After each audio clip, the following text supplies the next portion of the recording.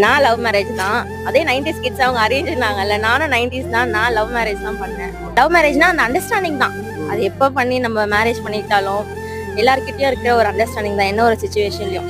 இப்போ ஒருத்தர் வந்துட்டு ஹைப்பரா இருப்பாங்க, ஒரு 2 பேரும் ஹைப்பரா இருந்தா ஒண்ணுமே பண்ண முடியாது. யாரும் ஒருத்தர் விட்டு கொடுத்துருக்கோம்னா அது லவ் மேரேஜா இருக்கட்டும் சரி, அரேஞ்ச் மேரேஜா இருக்கட்டும் சரி, லைஃப் ஸ்மூத்தா போயிடும். அந்த அரேஞ்ச் மேரேஜ்க்குள்ள அவங்களுக்குள்ள எவ்வளவு மிஸ் அண்டர்ஸ்டாண்டிங்ஸ் இருக்குமோ, இப்ப நமக்கு ஒரு லைஃப் நமக்கு இவர் தான் பிடிச்சிருக்கு அப்படின்னா அந்த லைஃப் வேற மாதிரி இருக்கும்.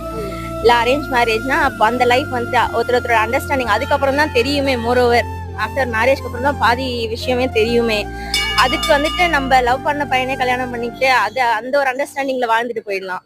நம்ம ஆஃப்டர் மேரேஜ் வந்துட்டு இதுன்னு தெரியும் போது அது ஒரு கஷ்டத்துல போகும்ல.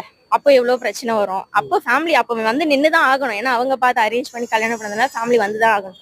இது லவ்னா நாங்க ஒருத்தரும் அப்படியே அக்செப்ட் பண்ணிட்டு ஓகே இப்படியா அப்படியா ஒருத்தர் விட்டு கொடுத்துட்டு அப்படியே போயிட்டு இருக்கு லைஃப்.